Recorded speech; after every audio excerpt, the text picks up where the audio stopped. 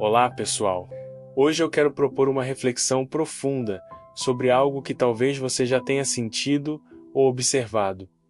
Como o desejo genuíno de mudar o mundo pode, ironicamente, nos afastar de quem realmente somos. Muitas vezes, tudo começa com uma intenção nobre.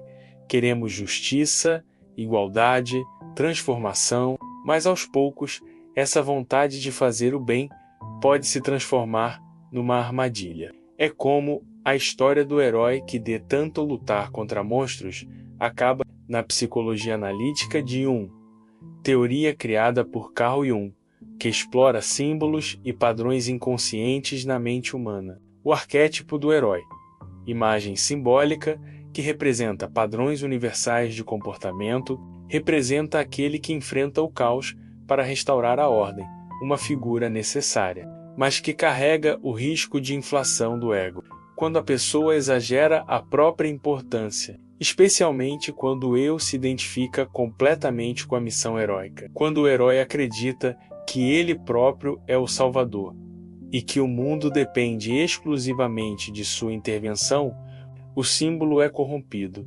O herói deixa de servir a um bem maior e passa a servir ao seu próprio narcisismo messiânico, uma obsessão em se ver como salvador absoluto. Aqui, a luta não é mais por justiça ou verdade, mas pela afirmação do eu como redentor do mundo. A história está repleta de exemplos, líderes revolucionários que se tornaram ditadores, reformadores religiosos que criaram novas formas de fanatismo, intelectuais que, convencidos de sua superioridade moral, justificaram atrocidades em nome do bem maior. Em cada caso, o padrão é similar.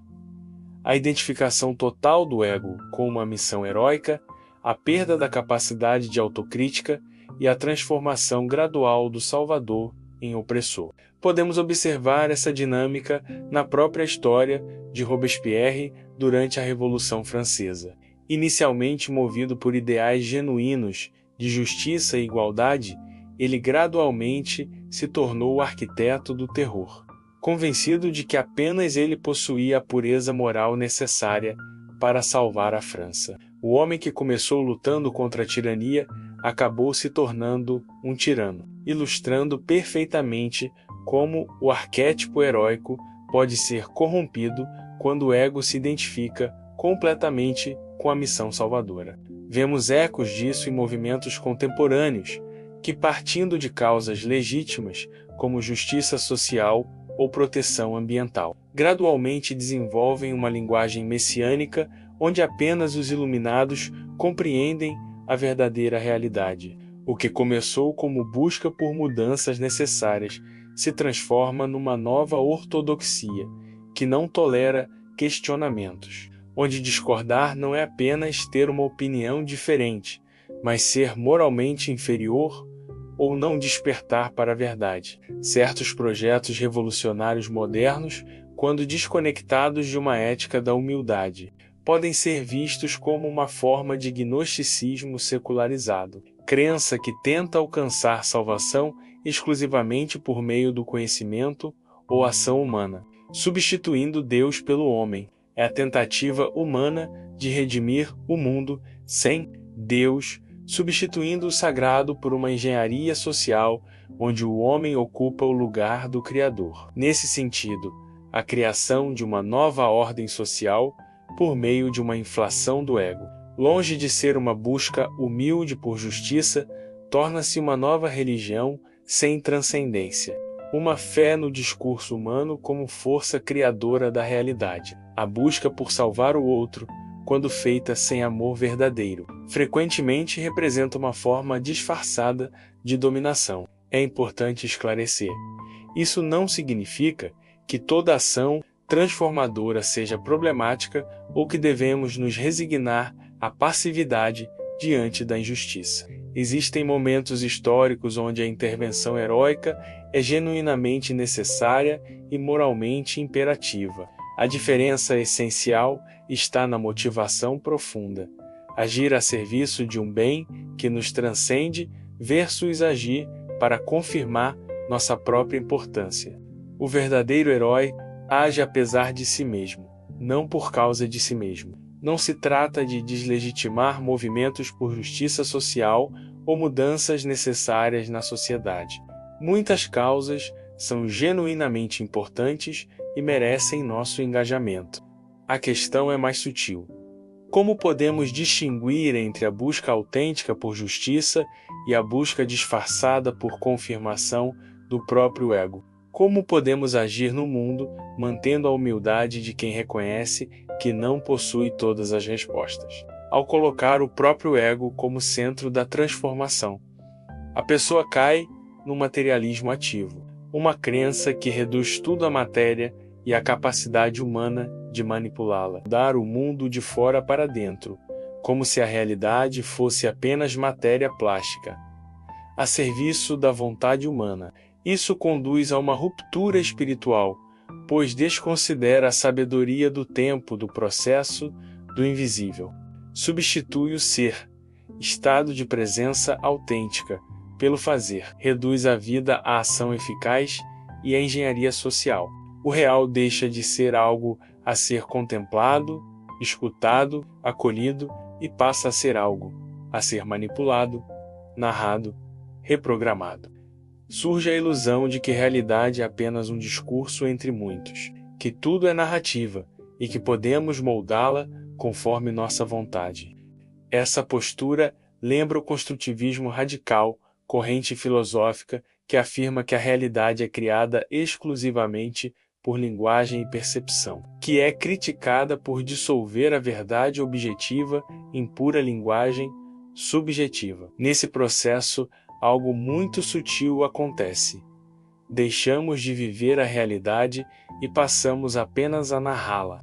Os fatos deixam de ser objetivos e se tornam opiniões manipuláveis. O mundo vira um campo de batalha de versões, onde, infelizmente, quem controla a narrativa controla o que será aceito como realidade, e quem discorda é visto como alguém a ser corrigido ou até mesmo cancelado. Como numa seita, a divergência se torna heresia. O passo final desse processo é a criação de uma nova forma de religiosidade, mas sem Deus em seu lugar temos o indivíduo ou grupo como fonte absoluta da verdade. A palavra humana como criadora da realidade, o logos invertido, a inversão da ideia tradicional de que uma palavra divina ou sagrada cria e sustenta o mundo. A política como uma forma secular de salvação, salvação sem referência ao espiritual. A doutrinação como rito iniciático, processo obrigatório de adesão ideológica numa sociedade onde o sistema exige adesão absoluta, em nome de uma realidade que não é mais vivida, mas criada por decreto ideológico. O ser humano é reduzido à função útil do sistema, perdendo sua singularidade e liberdade ontológica, liberdade essencial para ser quem se é. A vida deixa de ser algo empírico, vivido pela experiência real, sensível, aberta ao mistério, e se torna um projeto artificial, abstrato, moldado por teorias e agendas. O ser humano deixa de ser um ser singular com essência própria e se torna uma persona, uma máscara social artificial, útil às narrativas dominantes. Mas veja que ironia, este mundo que tanto queremos controlar nos foi dado gratuitamente. Nós existimos nele sem sequer sabermos o porquê. Não fizemos absolutamente nada para criar ou manter funcionando esse cosmos, esse universo organizado que nos abriga. Não somos nós que sustentamos o movimento das estrelas, a órbita dos planetas, o equilíbrio delicado dos ecossistemas. Tudo isso já estava aqui antes de nós, continuará depois de nós, e é precisamente aí que mora o mistério. Talvez seja a hora de perceber que a verdadeira linguagem que conecta e transforma é aquela que nasce do amor genuíno. Esse mesmo amor que nasce justamente da consciência do mistério da existência. É essa linguagem silenciosa humilde e cheia de reverência pelo que simplesmente existe, que realmente transforma. Tudo isso pede uma ontologia mais humilde, uma compreensão mais modesta sobre o que significa existir. Reconhecer que não somos donos da realidade, mas hóspedes temporários. A verdadeira transformação não vem da imposição ou controle, mas da escuta profunda da vida. Se o controle nasce da ilusão de separação, eu versus mundo, o amor flui do reconhecimento da conexão. É essa consciência menos de que somos parte do mistério, não seus donos, que nos liberta para agir com o mundo, não sobre ele. O verdadeiro herói talvez não seja aquele que pretende salvar o mundo sozinho, mas aquele que reconhece com humildade seu lugar dentro deste mistério. É quem age com respeito, com amor genuíno, consciente de que faz parte do mundo, mas não é seu dono. Mas como podemos reconhecer em nós mesmos quando estamos caindo nessa armadilha? Alguns sinais podem nos alertar quando começamos a sentir que somos indispensáveis para uma causa, quando nossa identidade se torna inseparável de nossas opiniões políticas ou sociais, quando perdemos a capacidade de rir de nós mesmos ou de questionar nossas próprias certezas, quando vemos quem discorda de nós não apenas como equivocado, mas como moralmente inferior. Outro sinal importante é quando nossa compaixão pelos outros se torna condescendente, quando queremos salvar pessoas que não pediram para ser salvas, ou quando nossa indignação com as injustiças do mundo nos dá mais energia do que nossa gratidão pelas belezas da vida. Esses são momentos de parar e perguntar: estou realmente servindo a algo maior que eu? Ou estou usando essa causa para me sentir especial? Como então cultivar essa humildade ontológica de que falamos? Talvez comece com práticas simples. Passar tempo na natureza, onde somos lembrados de nossa pequenez diante do cosmos. Cultivar momentos de silêncio, onde podemos escutar, além de nossas próprias opiniões. Praticar a gratidão pelo que simplesmente existe sem nossa intervenção.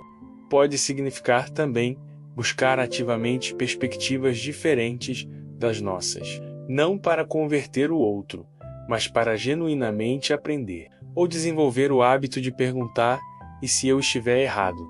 Antes de defender nossas posições com veemência, pequenos gestos que nos reconectam com o mistério de existir. Não é coincidência que praticamente todas as tradições contemplativas do mundo do budismo ao cristianismo místico, do taoísmo às tradições indígenas, enfatizem a importância da humildade diante do mistério. Elas reconhecem que a verdadeira transformação começa não com a imposição de nossa vontade sobre o mundo, mas com a transformação de nossa própria consciência. Essas tradições nos lembram que existe uma sabedoria que não vem do acúmulo de conhecimento ou do controle das circunstâncias, mas da capacidade de estar presente, de escutar profundamente, de reconhecer nossa interconexão com tudo o que existe. É uma sabedoria que nasce da reverência, não da dominação. Se essa reflexão fez você pensar, compartilhe com seus amigos. Me conta nos comentários. Você já sentiu que uma causa ou discurso tentou te moldar em vez de te libertar? Se inscreva no canal, ative o sininho e fique por aqui para mais reflexões como essa. Juntos, podemos cultivar um olhar mais profundo, autêntico e humano sobre as transformações que realmente importam. Até o próximo vídeo.